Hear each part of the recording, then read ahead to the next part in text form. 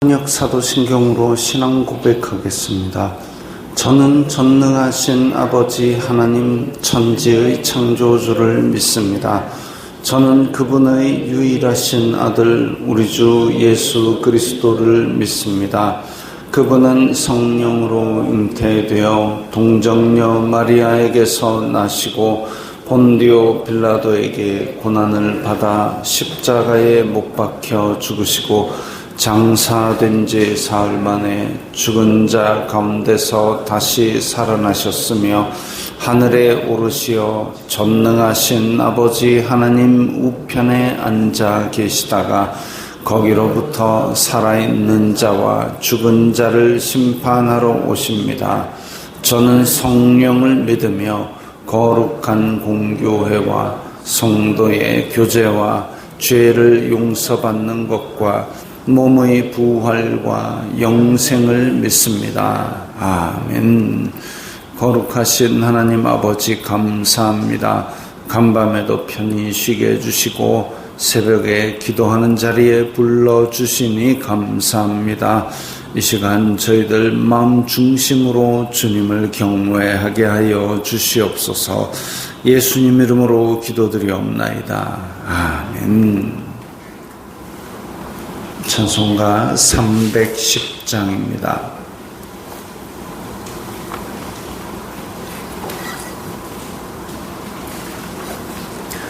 찬송가 310장입니다.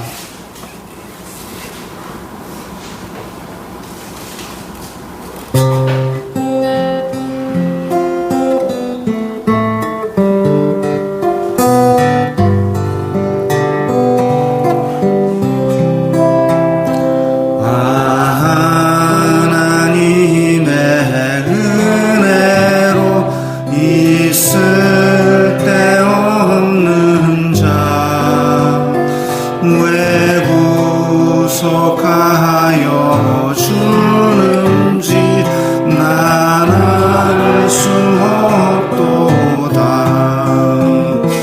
내가 믿고 또 의지함은 내 모든 형편 아시는 주님 늘 보호해 주실 것을 나는 확실히 아네. 왜 내게 굳센 믿음과 또 복음 주셔서 내 마음이 항상 편한지 난 알 수 없도다. 내가 믿고 또 의지함은 내 모든 형편 아시는 주님 늘 보호해 주실 것을 나는 확실히 아네. 왜 내게 성령 주셔서 내 마음 감동해. 주 예수 믿게 하는지 난 알 수 없도다. 내가 믿고 또 의지함은 내 모든 형편 아시는 주님 늘 보호해 주실 것을 나는 확실히 아네. 주 언제 강림하실지 오밤의 홍낮에 또 주님 만날 그것도 난 알 수 없도다.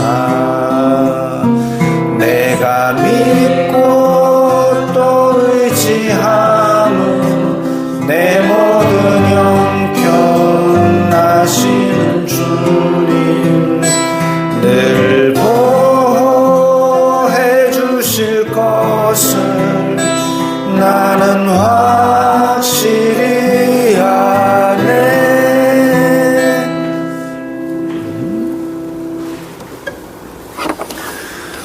말씀은 신명기 33장 22절부터 29절까지의 말씀입니다.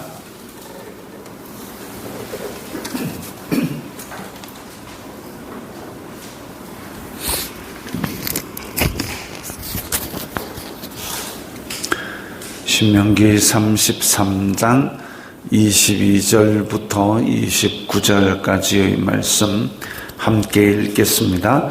단에 대하여는 일렀으되 단은 바산에서 뛰어나오는 사자의 새끼로다. 납달리에 대하여는 일렀으되 은혜가 풍성하고 여호와의 복이 가득한 납달리여 너는 서쪽과 남쪽을 차지할지로다. 아셀에 대하여는 일렀으되 아셀은 아들들 중에 더 복을 받으며 그의 형제에게 기쁨이 되며 그의 발이 기름에 잠길지로다. 내 문빗장은 철과 놋이 될 것이니 내가 사는 날을 따라서 능력이 있으리로다. 여수르니여 하나님 같은 이가 없도다. 그가 너를 도우시려고 하늘을 타고 궁창에서 위엄을 나타내시는도다. 영원하신 하나님이 내 처소가 되시니 그의 영원하신 팔이 내 아래에 있도다. 그가 내 앞에서 대적을 쫓으시며 멸하라 하시도다. 이스라엘이 안전히 거하며 야곱의 샘은 곡식과 새 포도주의 땅에 홀로 있나니 곧 그의 하늘이 이슬을 내리는 곳으로다. 이스라엘이여 너는 행복한 사람이로다. 여호와의 구원을 너같이 얻은 백성이 누구냐? 그는 너를 돕는 방패시오 내 영광의 칼이시로다. 내 대적이 내게 복종하리니 내가 그들의 높은 곳을 밟으리로다. 아멘. 모세의 노래의 마지막 부분입니다. 단과 납달리와 아셀에 대한 축복이 나오고 마지막으로 하나님에 대한 영광송이 나옵니다. 단과 납달리, 아셀, 평소에는 언급이 잘 안 되는 지파들입니다. 단은 바산에서 뛰어나오는 사자의 새끼로다. 바산 이러면 바산 골란 고원, 그 넓고 기름진 땅입니다. 목축하기 좋은 땅이고, 그런데 거기에서 사자 새끼가 뛰어나온다. 사자 이러면 권력과 힘과 뭐 이런 걸 상징하는 거죠. 사자는 이때 당시에는 뭐 아주 강하여 당해낼 도리가 없었던, 그야말로, 그러니까 그때는 뭐 총도 없었고 사자를 잡으려 한다 그러면은 큰 구덩이를 파가지고 그 가운데 미끼로 짐승 하나 말뚝에 매놓고 그래가지고 함정을 파서 잡고 이런 것 말고는 방법이 없었습니다. 그런데 그런 힘찬 사자가 새끼가 뛰어나온다 이러면 이제 단이 가진 잠재력이 큰 것을 보여줍니다. 근데 창세기 49장에 보면 야곱이 그 아들들을 위하여 축복할 때에 보면 단에 대해서는 또 조금 심각한 얘기를 합니다. 단은 그 백성을 심판하리로다 이랬습니다. 백성을 심판한다. 단에서 뭔가 대단한 인물이 나왔느냐? 그건 잘 모르겠습니다. 길섭의 뱀이요 샛길의 독사로다. 창세기 49장에서 야곱이 그렇게 말한 부분에서는 길섭의 뱀이요 샛길의 독사로다. 발굽을 물어서 그 탄자를 뒤로 떨어지게 하리로다. 여호와여 나는 주님의 구원을 기다리나이다. 이렇게 해놓으니까 이 뭐 다는 독사 같고 넘어지게 만들고 주님의 구원을 기다린다 이러니까 이 구절을 가지고 옛날에 막 종말론 그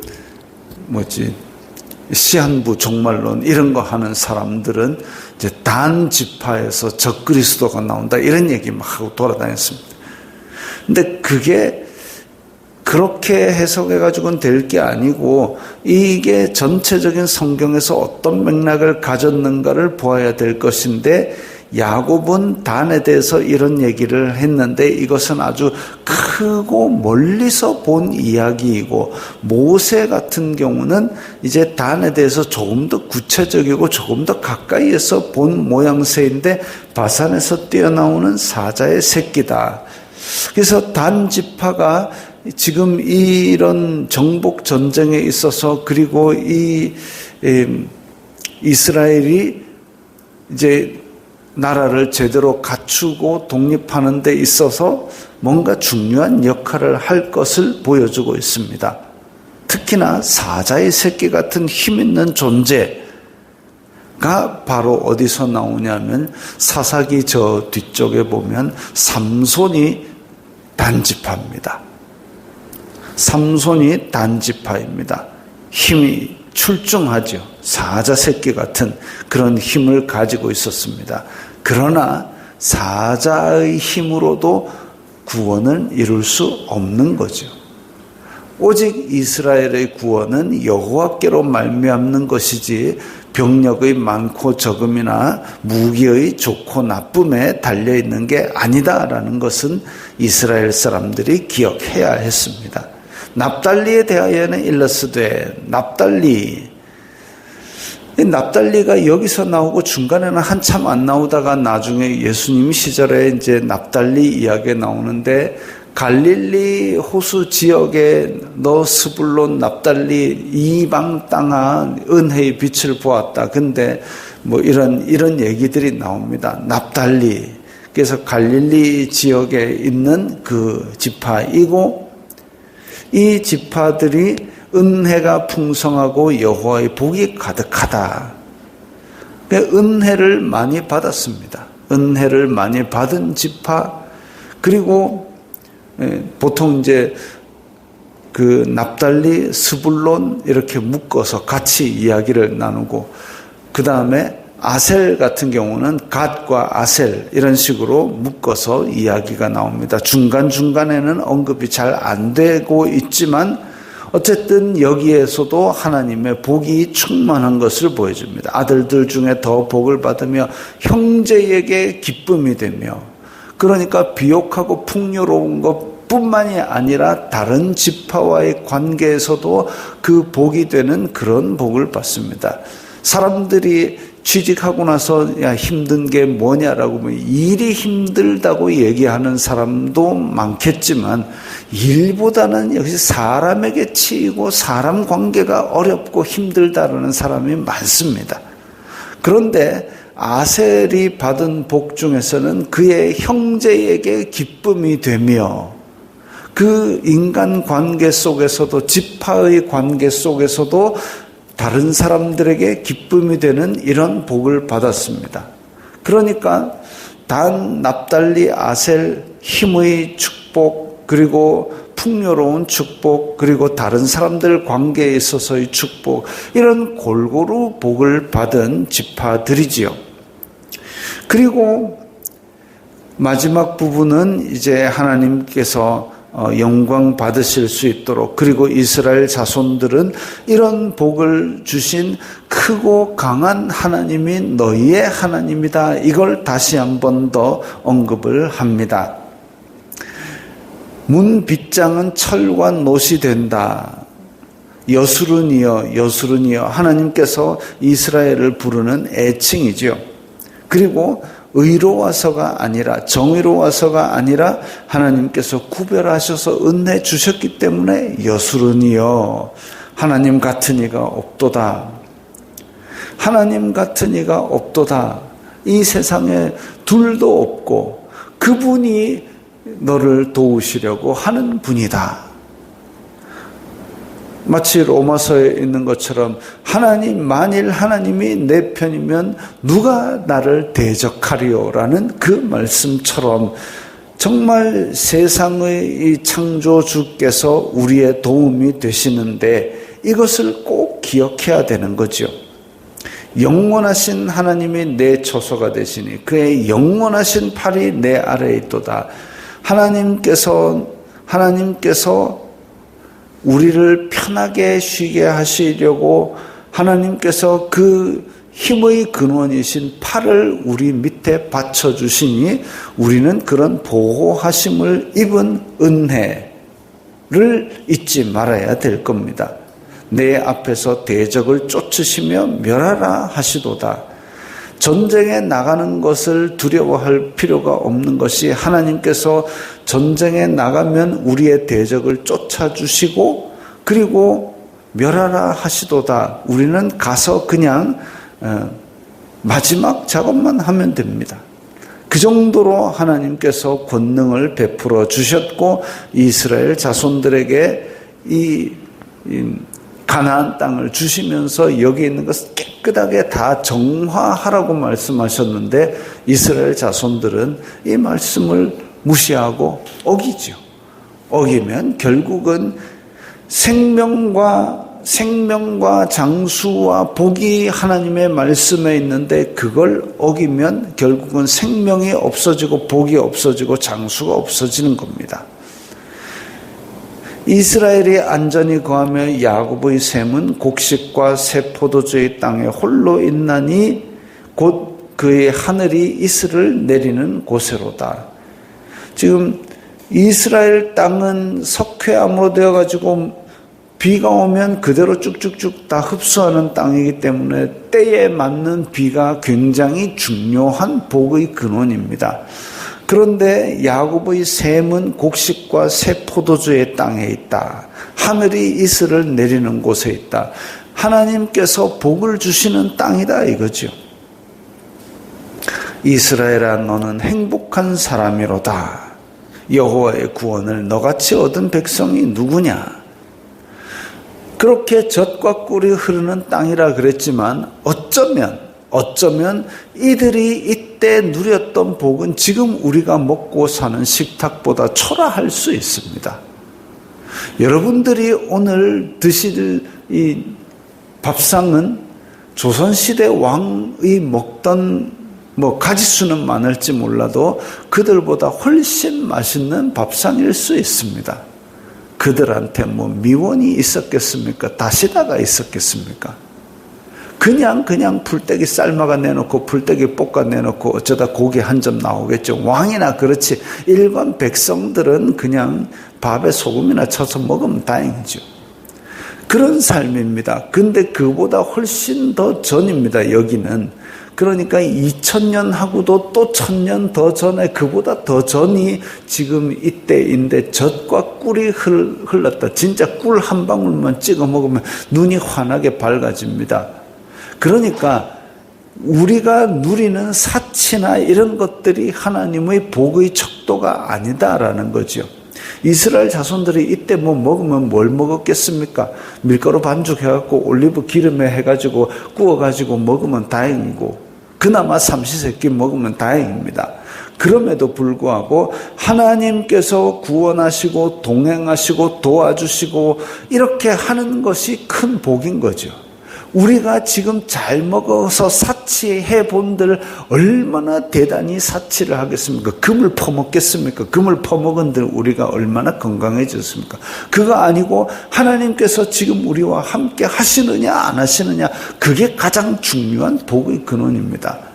근데 이 세상은 물질적인 것이 강력하게 지배하고 있기 때문에 이 물질이 얼마나 되느냐가 우리에게 박탈감을 주어서 우리가 받은 복을 자꾸 무시하게 만들고 우리가 없는 것을 그러니까 남들이 가졌는데 우리가 없다라는 것을 보면서 하나님의 은혜를 자꾸만 부정하고 의심하게 만드는 그런 시대에 살고 있습니다. 거기에 미혹되면 안 되고 지금 내가 하나님의 은혜를 얼마나 받아 누리는가 그걸 잘 생각하고 사는 것이 행복한 사람이다라는 그 마음을 일으킬 수 있는 행복한 사람이로다라는 그 은혜를 깨달을 수 있는 방법입니다. 그래서 우리는 하나님의 말씀이 기준이 돼야 되고 하나님의 말씀을 묵상해야 되는 거죠. 안 그러면 진짜 아이고 누구는 삼성전자 해갖고 뭐 억대를 벌었다더라. 억대 벌어가 뭐 할 겁니까? 돈을 뜯어먹고 살 것도. 세상에 제일 부자라는 빌 게이츠도 하루에 3끼 먹지 하루에 뭐 100끼 먹습니까? 아닙니다.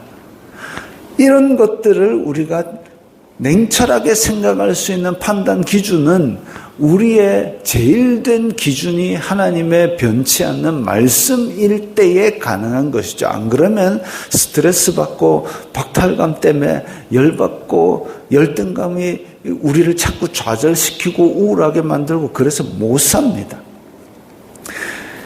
이런 것들이 우리에게 주어진 것은 우리가 거룩해서가 아니라 오직 예수 그리스도로 말미암은 하나님의 선택입니다. 하나님께서 은혜로 우리를 불러주셨기 때문에 우리가 구원받은 백성이 된 것이고 은혜를 받는 것이고, 근데 여기서 자세히 읽어보면 그게 있습니다. 하나님께서 우리에게 원하시는 것은 우리가 하나님을 기뻐하며 하나님을 사랑하며 섬기는 것, 근데 그것이 우리에게 일방적으로 요구하시는 게 아니라 하나님께서 우리에게 그 복을 주신다 이거죠. 하나님께서 구원을 베푸신 것은 일방적으로 우리를 선택하셔서 구원하신 것이지만 하나님의 복은 우리가 하나님을 전심으로 사랑하고 섬길 때에 하나님께서 복을 내려주십니다. 이스라엘 자손들 하나님께서 택한 백성입니다. 택하신 데는 이스라엘 자손들이 더 싸움을 잘해서 더 제사를 지내서 아니고 일방적으로 택하셨습니다.